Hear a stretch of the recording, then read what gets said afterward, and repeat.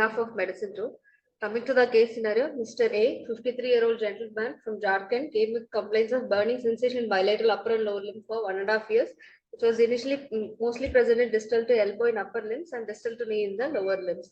He also had a change in voice for 6 months with cough while eating and also had regurgitation of food. He also had difficulty in swallowing for 6 months for solid and liquids. And he also has a loss of weight of 10 kg in 6 months and loss of appetite. So past history, is a diabetic for 2 years and not on medications. He's also a chronic alcohol consumer for 20 years. So examination wise, general examination, he did not have any significant lymphadenopathy. So coming to the CNS examination, his pupils were 3 millimeter bilateral equal. His gag was absent on the right side and he did not have any other cranial nerve deficit per se. Motor system was normal. As per the sensory system, his pain was reduced and the reflexes were absent in bilateral ankle, knee, bilateral biceps supinator and the triceps region. So finally, our localization was peripheral neuropathy with lower motor neuron cranial nerve palsy. So the differentials we considered initially was the lower motor neuron cranial nerve palsy. It's usually suggestive of this bulbar palsy because he didn't have any spastic tongue or associated findings. So we thought it could be a brainstem stroke, but he did not have any other weakness associated with it. So we thought it could be peripheral neuropathy could be due to alcohol or related to diabetic. So that is ruled out. So diabetes per se can cause cranial neuropathy, but then this gag is actually not very common. So that also is ruled out. So motor neuron disease, sensory symptoms, fasciculations without any fasciculations. So that is also ruled out for the bulbar palsy. So because he had a loss of appetite with loss of weight, we thought malignancy could be one of the cause. So paraneoplastic cranial nerve neuropathy could be possible cause for this presentation we thought of and went ahead with the investigations. So initially hemoglobin was 10.6 with a WBC count of 6,000. His creat was normal. LFG showed AG reversal with the other liver enzymes being normal. EMG showed sensory motor axonal polyneuropathy and PET-CT for malignancy workup has actually didn't show any significant lymphadenopathy or any light up in the PET-CT. So our workup for this malignancy is actually come as negative. The only thing we could hold on was the AG reversal, maybe multiple myeloma or some paraprotein related. So we did electrophoresis actually showed M band and immunofixation electrophoresis showed IgA lambda protein. Bone marrow biopsy showed plasma cell dyscrasia with more than 50% plasma cells. So our diagnosis currently is multiple myeloma with paraproteinemic peripheral as well as cranial neuropathy. For peripheral neuropathy, diabetes and alcohol could be contributory to the same. So I'll be talking about paraprotein neuropathy as well as the cranial neuropathy and how common is it. So as we know that paraproteins are monoclonal immunoglobulins secreted by the B cells. So the prevalence of paraprotein is 3 to 4% over 50 years of age. It increases to 8 to 9% when as age progresses. So the paraprotein neuropathies are commonly associated with the multiple myeloma. So usually it's IgM secreting paraproteinemia. As in the descending order, it is IgG and followed by the IgA. So why neuropathy in paraproteinemia? Why does it act? Actually, there are plenty of mechanisms they have explained for this paraproteinemic neuropathy. So the one, it could be the interaction of antibodies specific present on the antigens against which we develop this thing. The another thing is the monoclonal protein itself directly deposit in the neuron and causing the neuropathy. The other thing is multiple myeloma and other paraproteinemia usually have amyloidosis, which amyloid deposition also can present with this. Or in malignancy, the direct infiltration by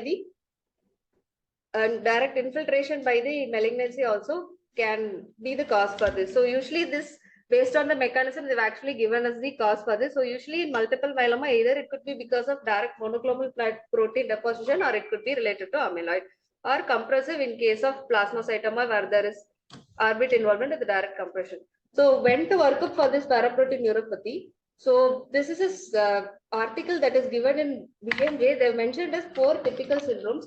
Either the patient presenting with typical amyloidosis, which is like autonomic neuropathy, peripheral neuropathy, macroglassia.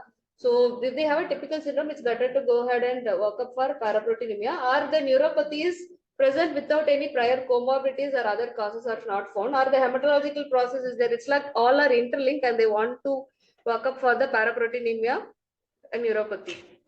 So our patient had actually cranial neuropathy and we had LFT showing the M band. So we went ahead and worked up. So based upon the NCS finding also, they've actually given us the cause for the this paraproteinemia related neuropathy. This is given in BMJ, the same article. So lambda protein neuropathy, or if the kappa more than lambda, if it's more than or kappa predominant, based on that, they with the present associated symptoms, they asked us to work up for the following paraproteinemia. So our patient actually had axonal neuropathy and he did not have any mixed so we went ahead with the workup for the same. So the main cause for this 4 workup is neurolymphomatosis, which is the lymphoma directly involving the which is not present because our bone marrow didn't show anything, and no lymphadenopathy was also there.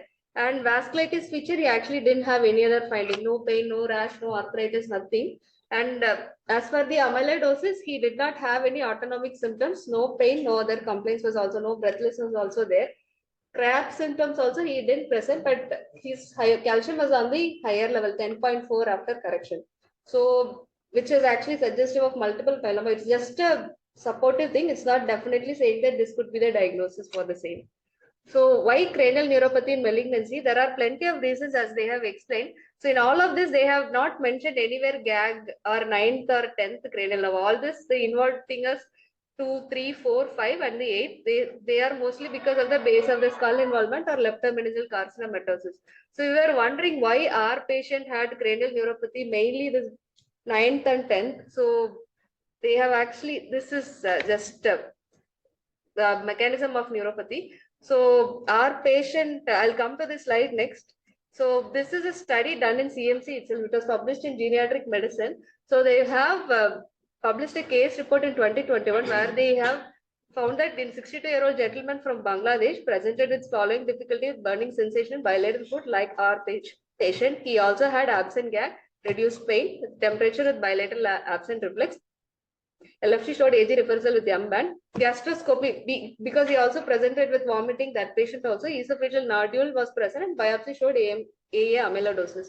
So they have actually concluded in the discussion saying that amyloidosis can present with cranial mononeuropathy and with 9th and 10th now, which is actually a rarest of the presentation. So why our patient? Because we didn't know that whether he had amyloidosis or not. Because he had this vomiting, we actually went ahead and did gastroscopy, which actually showed multiple gastric nodules with ulcer and antrum. Biopsy showed amyloidosis, and we echo also we did, that is actually showing interventricular spectrum speckling, which is suggestive of cardiac amyloidosis. So for final diagnosis actually changed to multiple myeloma with secondary GI and cardiac amyloidosis with cranial and peripheral neuropathy, probably due to amyloid deposition.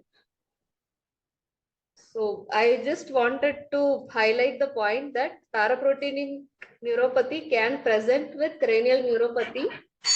Even if not the typical third bilateral facial palsy, they can also present with vague symptoms with cough, while we are eating, we are swallowing difficulty with 9th and 10th nerve involvement. They can also present like this. That is one thing. Another thing is mechanism of paraproteinemia I wanted to focus on. Thank you. Okay, great. This is an interesting case. Thank you so much, Brightlin. So, just I have a couple of questions. Obviously, when you're evaluating this patient, you did an imaging, right? Imaging was normal. Yes, sir. PET CT. Oh, you did a PET CT. Okay, so you didn't need to do an MRI. MRI, sir. Okay. So you as in was multiple myeloma confirmed? How much was the M band? How much was the M band? And the more than 2.5% they mentioned, but the blood bone marrow actually showed more than 50% plasma cells, sir. Okay. More than 50%. More than 50% okay. plasma cells. Sure. So then that's diagnostic of this thing with an M band present. But M band ideally the normal cutoff would be 10. Okay. So again, this amyloid, did they tell you what amyloid?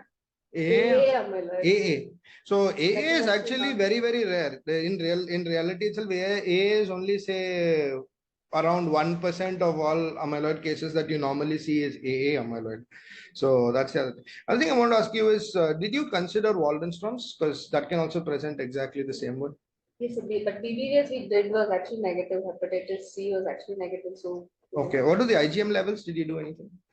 We didn't go ahead. Okay, but as in you finally got a diagnosis, but when I would approach it, I would consider that also, because that can also present typically with multiple cranial nerve palsies with peripheral neuropathy as such. Okay. And the last thing I just want to ask you off the record, basically, you said you in your differentials you had put cranial neuropathy and diabetes. I'm like, why did you consider diabetes? Usually, diabetes affects which cranial nerve? Third, sir. That's why it was we did Yeah, so have that doesn't really affect the lower cranial nerve. So I don't think we should have put this difference. But anyway, thank you so much. It's actually a very interesting case and a very nice presentation. Okay. Any questions? For our final case, we'll have broken by Dr. Narendran.